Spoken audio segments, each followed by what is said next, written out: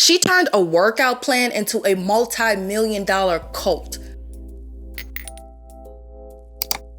Meet Gwen Shamblin. It's 1986. Gwen launched Way Down, a faith-based fitness program. Initially, it was marketed on the idea of mindful eating and portion control as a means of getting closer to God. But ironically, it often used shame and submission to authority to motivate its participants. By 1997, Way Down had sold over 1 million copies on VHS and had blossomed into 30,000 meetings in 70 countries. Gwen was so convinced of the effectiveness of this unapologetic approach that she expanded her vision.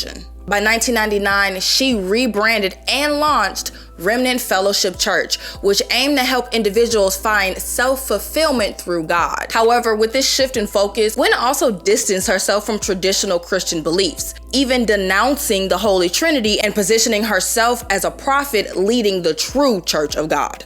Despite facing fierce backlash from the media and other religious leaders, Gwen remained steadfast in her convictions. There is a teaching in the traditional creed of the Trinity that Jesus is equal to the Father.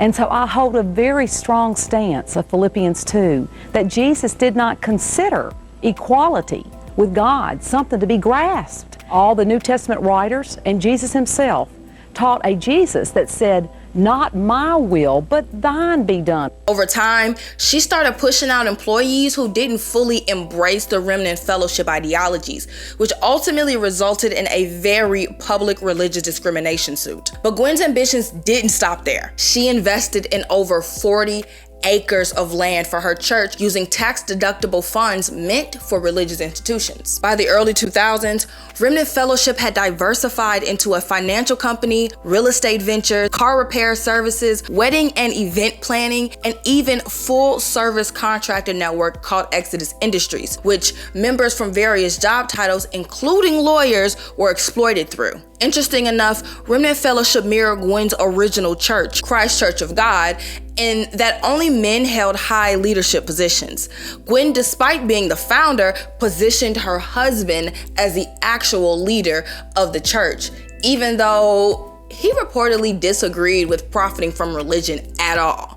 Members were allegedly discouraged from seeking counsel outside of their assigned remnant leaders, including in cases of severe mental illness. Even taking medication for mental illness was discouraged, with members urged to immerse themselves in faith to heal those demons. Anyone that wants to stand up again and say, "Get off Prozac"? There is nothing to be concerned about. What's the worst thing that happened? You die?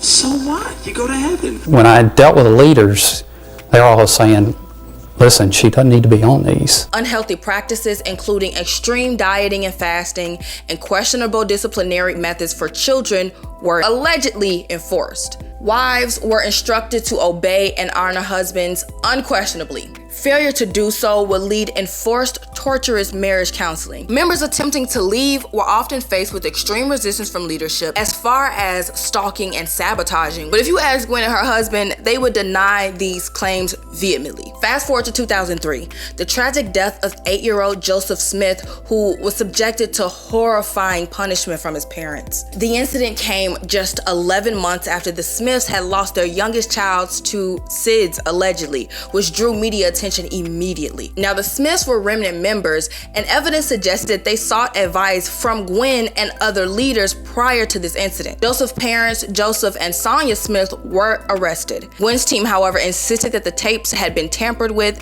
and they had recommended different forms of punishment, asserting the Smiths' innocence. Subsequently, they hired lawyers to handle Smith's case and even launched the Smiths Are Innocent website. Soon after, Gwen's own grandson passed away. Strangely though, during the next sermon, members were instructed never to speak of that death again. Following the tragedy, leadership became stricter, conducting home check-ins to address what they deemed to be sins causing God's judgment to reign upon the church. As time went on, Gwen, against the church beliefs, divorced her husband David in 2018 and remarried Joel Laura, like back to back, citing that it was acceptable to divorce a spouse that did not align with the church's beliefs. Their marriage raised a lot of eyebrows. Although they appeared to be happy to the world, Joel's friends felt he was playing a role. Joel had a history of dating older, wealthy women to support his lifestyle. In fact, it said in one of his past relationships, Joel was kicked out and the woman lit a motorcycle she had bought him on fire. But when single,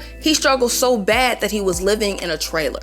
Once married to Gwen, Joel had full access to the church's recording studio, where he spent a significant amount of time trying to build his country music career. Tragically, a year later, on their way to a political rally in Florida, Gwen, Joel, and 6 other leaders of the church died in a plane crash, with Joel as the pilot. Now, throughout the building period of Remnant Fellowship, Gwen had insisted that all of this money was going back into the church, but it was later discovered that the multi-million-dollar trusts that had all of her estates were passed down to her children, Michael and Michelle. Under the new leadership of Michelle, it is said that Remnant Church has expanded to over 170 city locations. Thanks for tuning in to Strategy Sagas. Don't forget to like and subscribe so you don't miss that next video.